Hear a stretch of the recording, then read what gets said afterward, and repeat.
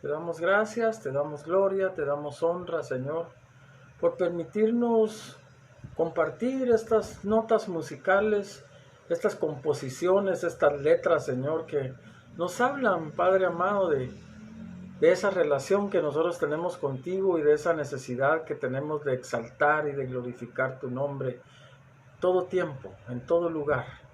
Señor, te damos gracias, te damos gloria por permitirnos hoy estar aquí unidos nuevamente como iglesia, como tu iglesia, como esa que el Señor Jesús vino y estableció en la tierra para que pudiéramos tener comunidad entre nosotros y común unión contigo, Señor Dios.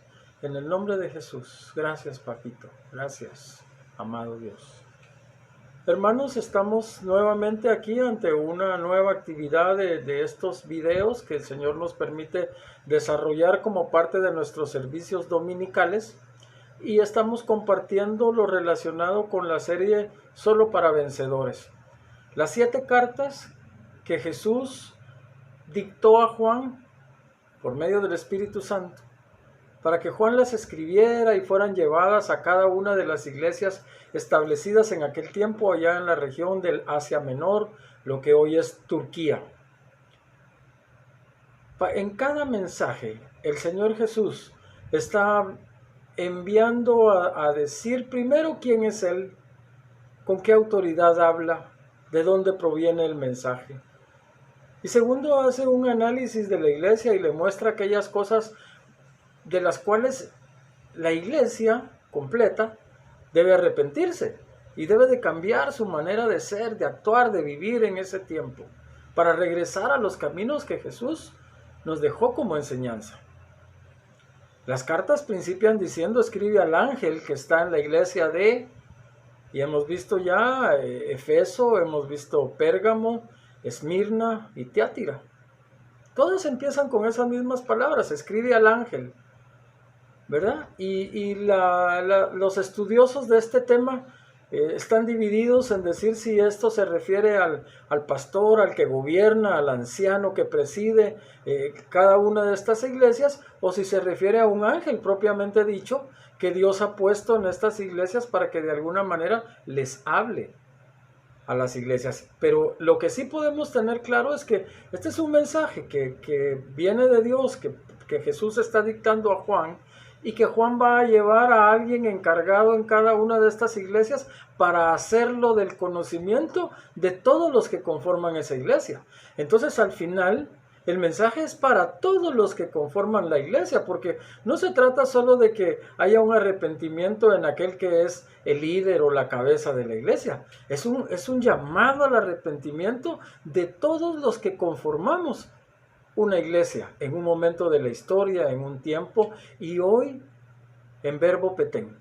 En este precioso mes que termina de noviembre del año 2020, para todos nosotros son estos mensajes, para cada uno en lo particular, para que hagamos una evaluación, un juicio de nosotros mismos y establezcamos con cuál de estos mensajes de pronto nos identificamos más, nos habla más a nuestra propia alma, a nuestro propio corazón.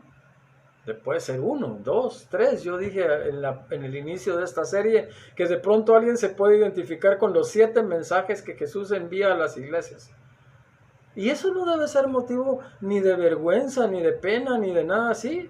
Si yo en lo íntimo con el Señor Jesús descubro que hay 7 cosas o 7 razones por las cuales debo de arrepentirme, pedir perdón y pedirle que me enseñe a caminar de nuevo, pues bueno, son 7 cosas. La palabra nos dice que el que esconde sus pecados no prosperará.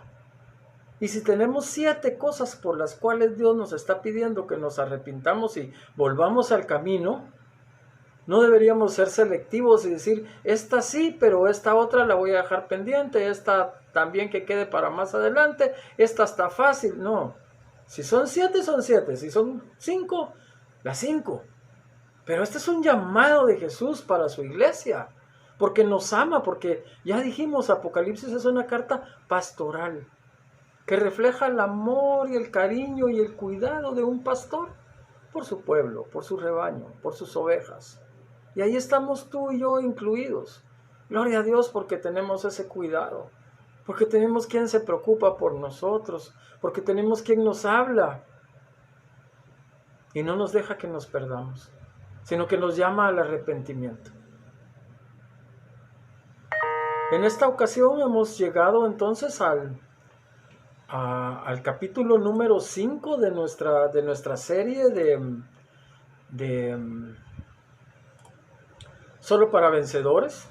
Y en el capítulo 5 vamos a conocer lo relacionado con el mensaje a la quinta iglesia, llamada iglesia de Sardis.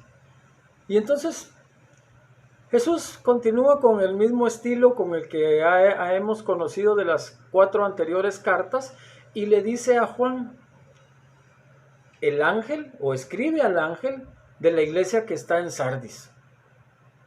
Ahí ya tiene Juan el mandato, ¿verdad? ¿Para quién es este mensaje que Juan va a escribir y que está recibiendo directamente de Jesús por medio del Espíritu Santo? Y le dice, el que tiene los 7 espíritus de Dios y las 7 estrellas, dice esto. Mire qué cosa tan importante o impresionante de la manera en la que Jesús se está presentando a sí mismo. La manera en la que Jesús está hablando de quién es Él y de dónde proviene su autoridad.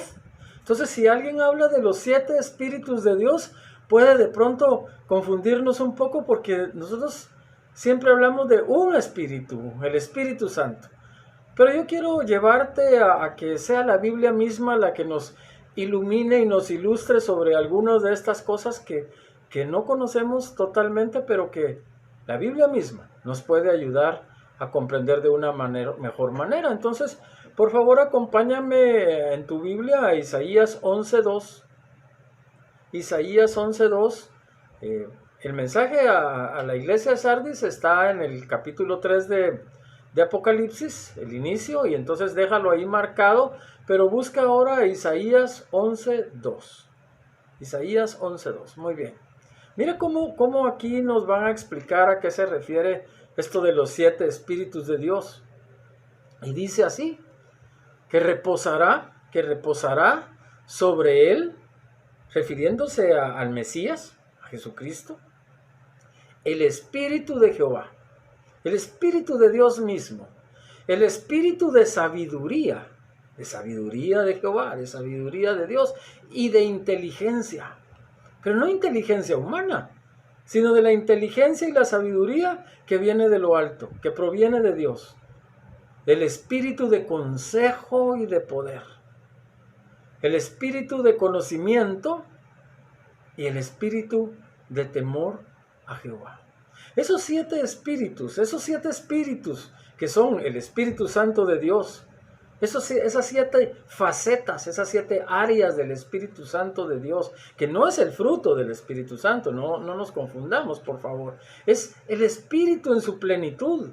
Miren, es el Dios sabio e inteligente que creó y que gobierna todas las cosas. Es el Espíritu de Dios que viene a nosotros como consejo y que nos muestra su poder ante toda situación. Es el Espíritu de Dios que revela el conocimiento de sí mismo para los que Él elige, para los que Él quiere. Y es el espíritu de un temor reverente a Jehová. Ese espíritu completamente es el que tiene que Isaías refiere, que será dado al Mesías. Y justamente ese Mesías es quien hoy está trasladando un mensaje a la iglesia de Sardis. Este es Jesucristo. Entonces volvamos de nuevo a nuestro capítulo 3 del libro de Apocalipsis. Versículos del 1 al 6 son los que vamos a compartir en esta oportunidad.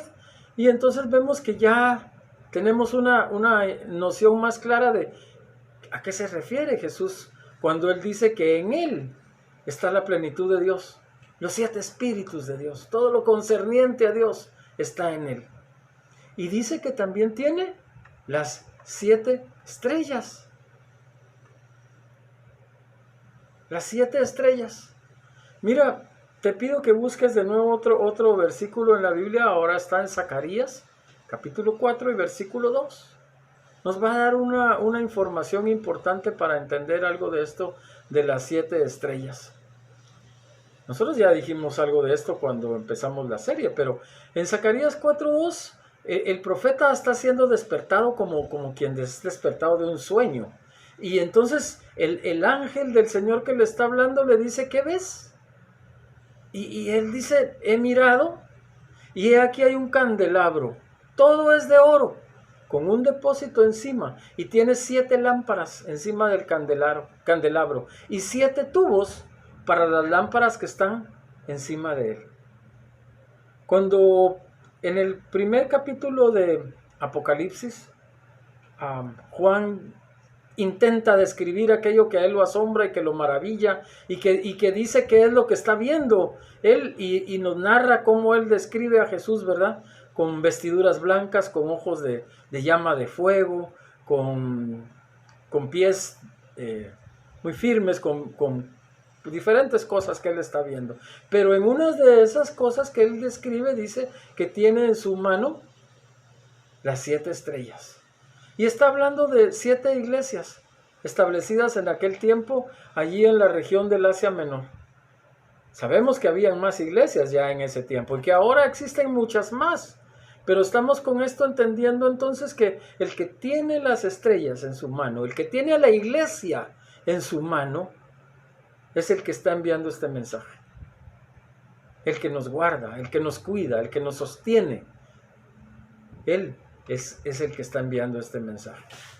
Entonces principia diciéndole a la iglesia de Sardis un mensaje que seguramente no es de los más favorables ni agradables y posiblemente de los que tú y yo no quisiéramos se nos dijera, pero como la labor de estas predicaciones es compartir la palabra de Dios, no podemos obviar aquellos mensajes que pueden parecer duros o difíciles de entender, pero que tienen un propósito siempre en los caminos de Dios.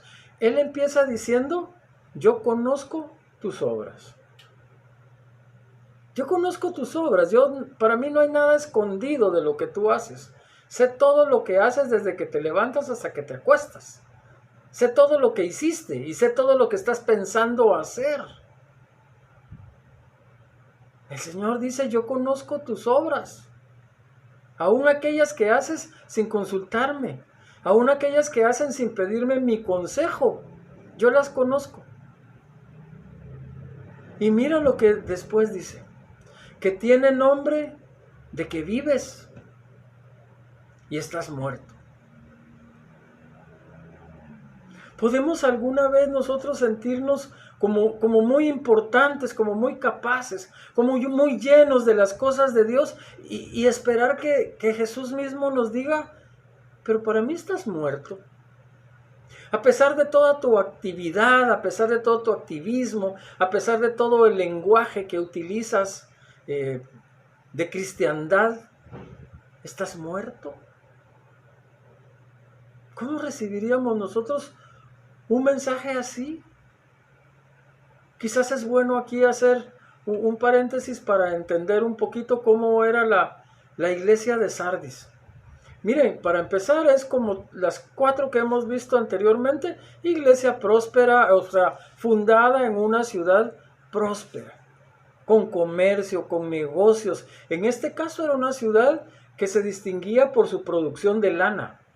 Esa era una de las principales fuentes de comercio en Sardis. Producían lana de ovejas a grandes cantidades y habían descubierto además la forma de convertir esa lana en tela, pero principalmente en poderla teñir para que no toda fuera blanca, ¿verdad? Sino que hubiera de pronto por lo menos un color más, que era la púrpura. Pero eso lo descubrieron ahí en Sardis y eso los había hecho a ellos tener un negocio bastante importante con las demás ciudades del lugar. Entonces era un lugar próspero. Tenían allí en las cercanías de ellos una mina de oro, que también era parte de la prosperidad de la ciudad, de tal manera que se dice que aquí en Sardis fue el primer lugar donde se acuñaron monedas de oro y también monedas de plata. Pero todo esto nos habla de su prosperidad, ¿verdad? Era una iglesia próspera que entonces empezó a descansar en esa prosperidad. Y por eso es que Jesús le dice, conozco tus obras, crees que vives, te dices que eres viva, pero estás muerta. Porque aunque hacían muchas cosas para el Señor, su confianza estaba más en la prosperidad económica que tenía. También podemos hablar un poco de su seguridad. Mira, Sardis era una ciudad que había sido edificada en lo alto de un peñasco, de una montaña, pero 3 caras de ese peñasco eran totalmente verticales. O sea, realmente que alguien pudiera escalar por allí para trepar y atacar la ciudad era, podríamos decir que imposible. Solo tenían uno de los 4 lados de la ciudad donde podía entrar un ejército, pero aún así había un paso muy estrecho por el que podían pasar. Entonces ellos se sentían muy seguros. Entonces ellos se sentían muy confiados de que no iban a ser atacados por ningún ejército, por ninguna otra ciudad que quisiera apropiarse de sus cosas. Mira entonces dónde estaba la seguridad o la confianza de esta gente. En lo económico, en su prosperidad económica y en su seguridad física. Y teniendo esas 2 cosas cubiertas, pues ellos empezaron entonces a relajar todas aquellas cosas que Dios quería que hicieran, pero que de pronto consideraron que no eran necesarias porque ya tenían todo lo que tenían. Pero Sardis, a pesar de tener esa estructura, de haber sido construida en el lugar que fue construida, fue atacada y conquistada 2 veces. Porque aún los mismos guardias que solo tenían que velar una entrada, se descuidaron, se durmieron, bajaron la guardia y fueron conquistados 2 veces en la historia de esta ciudad. Mira que yo creo es importante ver esta condición porque así es como el enemigo conquista nuestra alma. Conquista aquello que le pertenece a nuestro Señor Jesús, aquello que Él ha ganado con su sangre. Pero que de pronto empezamos a bajar la guardia y a confiar en nuestra prosperidad económica, en nuestra seguridad física. Y el enemigo que anda como león rugiente viendo a quién ataca, nos ve con las defensas bajas y penetra en nuestra vida, en nuestra casa, en nuestra sociedad. Y entonces seguimos diciendo que somos iglesia. Y seguimos diciendo que amamos al Señor Jesús y que creemos en el Señor Jesús. Pero Él mismo nos manda a decir, tú crees que estás viva, pero estás muerta. Solo tienes la fachada, solo queda de ti un recuerdo. Porque todo de lo que Sardis podía en algún momento enorgullecerse eran cosas del pasado. De su prosperidad económica que tuvo alguna vez, de su producción de lana que tuvo alguna vez, de su mina que tuvo alguna vez, de la condición de inexpugnable que nadie podía penetrar ahí, que tuvieron alguna vez. En ocasiones uno platica con algún hermano en la iglesia o en otro lugar y de pronto empieza él a narrarle situaciones y condiciones de un pasado, de lo que hizo en otra congregación donde él estuvo hace algunos años, pero que ya no hace hoy. De aquellas cosas que Dios le dio y que Dios le bendijo, pero que ahora las añora, las extraña porque las ha perdido. Y está hablando de ese pasado glorioso que Dios le dio, pero que él mismo entregó. Mira, cree que está vivo, pero está muerto. A eso se refiere Jesús con esta parte de su mensaje. Apocalipsis capítulo 3, versículo 2. Jesús nos dice 2 cosas acá que tenemos que poner mucha atención. Versículo 2. La primera dice, sé vigilante. Sube la guardia. Vuelve a ponerte en guardia. Sube a la torre. Permanece ahí. Está pendiente tú de que las cosas que tú tienes de mí no se pierdan. Revisa que tú estés caminando justamente en mis caminos y no en otros. Sé vigilante. Y luego dice, y afirma. Es decir, consolida. Échale más cimiento ahí a esto. las cosas que están para morir, porque tal vez todavía tenemos algunas que sí genuinamente Jesús dice, todavía tienen esto poquito que yo les he dado, los demás lo han dejado morir, pero esto poquito todavía lo tienen. Entonces Él nos está pidiendo que nos autoexaminemos y que afirmemos esas cosas, porque serán la base para volver a renacer. Ahora Jesús dice que no ha hallado obras perfectas de Sardis y de mí y de nosotros, en este mensaje que nos está dando. A las otras iglesias que hemos compartido, Él dice que ha encontrado algunas obras perfectas, pero que tiene contra ellos algunas cosas. En este caso les está diciendo, yo no he encontrado de ti obra perfecta, porque no confías en mí. Porque tu confianza está en la prosperidad económica, porque tu confianza está en la seguridad que crees tener en tu casa, en tu construcción, en tu buen carro, en eso, en tu capacidad intelectual. Y ya no dependes de mí, ya no quieres depender de mí. Entonces sé vigilante y afirma las cosas que aún tienes, pero que están por morir, porque si sigues por ese camino, están por morir. Jesús nos dice que no ha hallado obras que sean perfectas delante de Dios que hayamos hecho nosotros, algo que presentar por nosotros. No ha encontrado.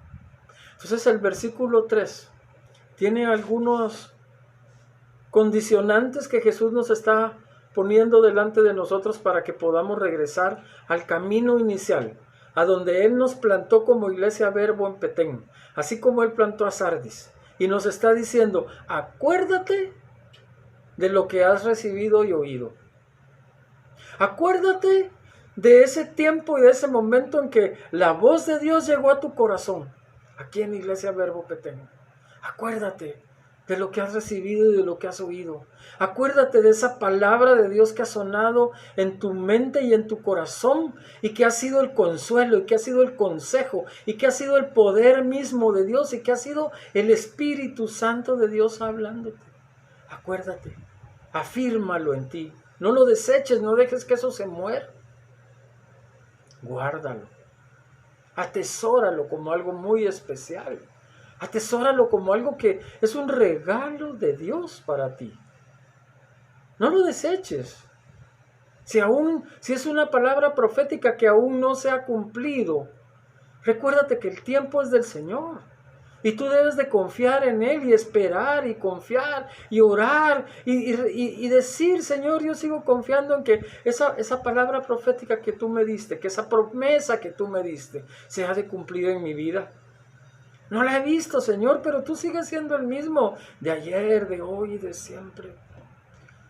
Tú sigues siendo mi Salvador, mi Señor, mi sanador, mi proveedor. Y entonces todo lo que yo he recibido de ti, Señor, lo he de guardar en mi corazón como una joya muy especial. Jesús nos dice que después de hacer esto, después de reflexionar en esto, su palabra es arrepiéntete. Porque seguramente vamos a encontrar que muchas cosas que vienen de Dios las hemos menospreciado. Que muchas cosas que son el mensaje de Dios para nuestro corazón las hemos menospreciado. Las hemos ido dejando ahí como algo que no tiene el valor que debe de tener. Hay cosas más importantes, como mi trabajo, como mi cuenta de banco, como... Sí, son importantes, hermano, no lo niego que son importantes, pero no tienen el nivel de importancia que tiene la presencia de Dios, la presencia de Jesús en tu vida. Entonces, el mensaje de Jesús es arrepiéntete, arrepiéntete. Pues si no velas, vendré sobre ti como ladrón y no sabrás a qué horas vendré sobre ti. Si alguno ha sido asaltado alguna vez en su vida, sabrá no solo del susto que eso significa, sino de la impotencia que significa no poderse proteger o defender. Pero así vendrá el Señor si nosotros no nos arrepentimos, cuando menos lo sintamos. Y aún eso que creemos que tenemos nos será quitado. Y aún eso que es nuestra confianza nos será arrebatado. Y no sabremos ni a qué hora. Cuando nos demos cuenta ya no está. Entonces el Señor Jesús, en esta carta pastoral, que es Apocalipsis, y específicamente en este mensaje a Sardis, nos está hablando a nosotros en este tiempo presente y nos está pidiendo que lo que hemos recibido y lo que hemos oído lo guardemos, lo atesoremos, y que aquellas cosas que hemos abandonado, que hemos dejado, nos arrepintamos de eso y que volvamos al camino. ¿Dónde encontrar eso? Podemos leer los evangelios, podemos leer lo que Jesús decía, podemos leer toda su enseñanza para encontrar cuál es el camino correcto. Por supuesto tenemos las cartas de los apóstoles que vuelven a repetir ese mismo mensaje de Jesús. Y tenemos todo el Antiguo Testamento que de lo que nos habla es de la llegada de ese Mesías, de ese Cristo Jesús, que vino a explicarnos el mensaje. Entonces, arrepintámonos de lo que no estamos haciendo bien, porque es Jesús mismo, el que mira con un corazón de pastor, nos está diciendo, arrepiéntete. No es el apocalipsis de temor que la gente vende, no es el apocalipsis de terror porque es el fin del mundo, no. Si Jesús supiera que es el fin del mundo, no nos pediría que nos arrepintiéramos. Si Él supiera que no van a haber cielos nuevos y tierras nuevas, no nos estaría llamando al arrepentimiento. Él conoce cosas que nosotros, que tú y yo, no conocemos. El siguiente versículo, que es el versículo 4, dice en esta carta del Señor Jesús que hay algunas personas dentro de la iglesia que todavía no han manchado sus vestiduras. Ay, Señor bendito, ¿cómo te pido que me ayudes a arrepentirme de lo que no he hecho bien, Señor? Porque alguien habrá dentro de nuestra iglesia que aún no ha manchado sus vestiduras. Y Jesús dice que andarán con Él con vestiduras blancas, porque son personas dignas. Mira, yo quiero que veamos este mensaje, tú y yo, tú que me escuchas y yo que hablo, porque si hemos fallado y Jesús nos está llamando al arrepentimiento, entendamos que esto se puede lograr. Jesús mismo dice que hay personas que no han manchado sus vestiduras, que han permanecido fieles al mensaje que han recibido y que han oído, y que no se han desviado, y que no han empezado a contaminarse con cosas que no son la palabra de Dios, sino que son costumbres, modas, tradiciones, etc. Esas Jesús les llama dignas. Jesús dice que caminarán con Él. Hermano, yo quiero compartirte ese deseo, ese anhelo, esa súplica en mi corazón para con Dios, es que yo quiero andar con Él. Zacarías 3:3, un nuevo viaje ahí al Antiguo Testamento, o hasta el libro de Zacarías, por favor, Zacarías 3:3, nos va a mostrar lo siguiente. Es una de las porciones de la palabra que conmueve mi corazón. Dice que Josué, el sacerdote Josué, estaba vestido de vestiduras viles, sucias podría ser ese ejemplo, rotas, descompuestas, mal estado, pero yo más pienso que sucias, por lo que representan. Y estaba delante del ángel, y habló el ángel, y mandó a los que estaban delante de él, otros ángeles, diciendo, quitadle estas vestiduras viles, sucias, harapientas, rotas, quitadle todo el pecado que tiene encima. Y a él, o sea, a Josué el sacerdote, le dijo, mira que he quitado de ti tu pecado y te he hecho vestir ropas de gala. Después le dijo, pongan mitra sobre su cabeza, y pusieron una mitra limpia sobre su cabeza y le vistieron las ropas. Y el ángel de Jehová estaba en pie. Y el ángel de Jehová amonestó a Josué diciendo, así dice Jehová de los ejércitos, si anduvieres por mis caminos y guardares mi ordenanza, también tú gobernarás mi casa, también guardarás mis atrios, y entre estos que están aquí te daré lugar. Amado hermano y amada hermana, dime tú si esa no es una promesa que estaba en la profecía del Antiguo Testamento y de la cual hoy Jesús en la lectura del Apocalipsis 3:4 nos vuelve a recordar. los que tienen vestiduras blancas, aquellos que han sido limpiados de su pecado, aquellos que han sido cubiertos con un manto de lino fino, blanco, puro, resplandeciente, que es el sinónimo de la santidad. Esos andarán conmigo. Esos podrán gobernar mi casa y por lo tanto su propia casa. Esos guardarán mis atrios y por lo tanto los atrios de su casa. Y esos tendrán lugar, esos tendrán liderazgo, no solo aquí en la iglesia, sino en su propia casa. Y gobernarán a su esposa en el amor de Jesús.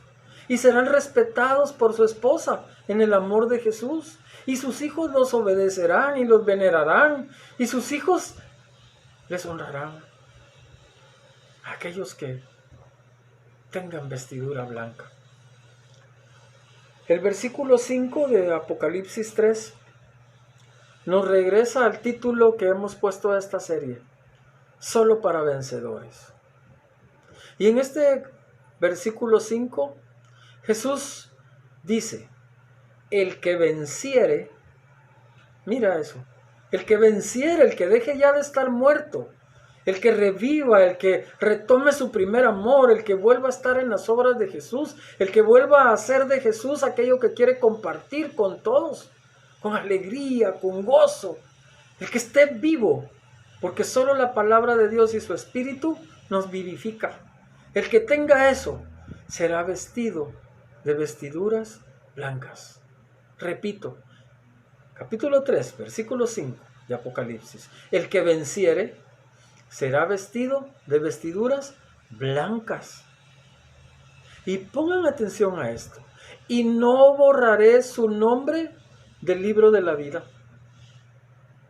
Lo cual me hace pensar, sin lugar a dudas, que si bajamos la guardia, que si bajamos nuestro nivel de relación con el Señor, que si dejamos de hacer las obras de Él, que son compartir su evangelio con otras personas, entonces nuestro nombre puede ser borrado del libro de la vida. Porque Jesús no está hablando de aquel que en un momento de emoción o de pasión decidió recibirle como su Señor y Salvador y por lo tanto recibió la salvación. Él está hablando de otras cosas, del que está muerto, pero que cree que está vivo. Y dice que puede borrar su nombre del libro de la vida. No te arriesgues, porque yo no me voy a arriesgar. No te arriesgues, no nos arriesguemos. Hagamos lo necesario para que nuestro nombre permanezca allí, para que seamos cubiertos con las vestiduras blancas de la santidad. Dice el Señor Jesús que Él confesará nuestro nombre delante de mi Padre y delante de los ángeles. ¿Has oído tú que la palabra nos menciona que el que se avergüenza de Dios, de Jesús delante de los hombres, Él se avergonzará de esta persona delante de Dios? Pero Jesús nos está prometiendo otra cosa a los que seamos vencedores, a los que podamos estar vivos, a los que podamos experimentar el gozo de su salvación, el gozo de compartir con otros, el gozo de no quedarnos callados, el gozo de expresar todo lo que Jesús significa de un antes en nuestra vida y de un ahora en nuestra vida, de manifestarnos radicales delante de Jesús. El que tiene oído, oiga lo que el Espíritu dice a las iglesias. El Señor te bendiga, hermano de Iglesia Verbo Petén. El Señor te guarde, el Señor te mantenga en perfecta paz y en búsqueda de la santidad que a nuestro Dios le agrada. Bendiciones a todos. Amén.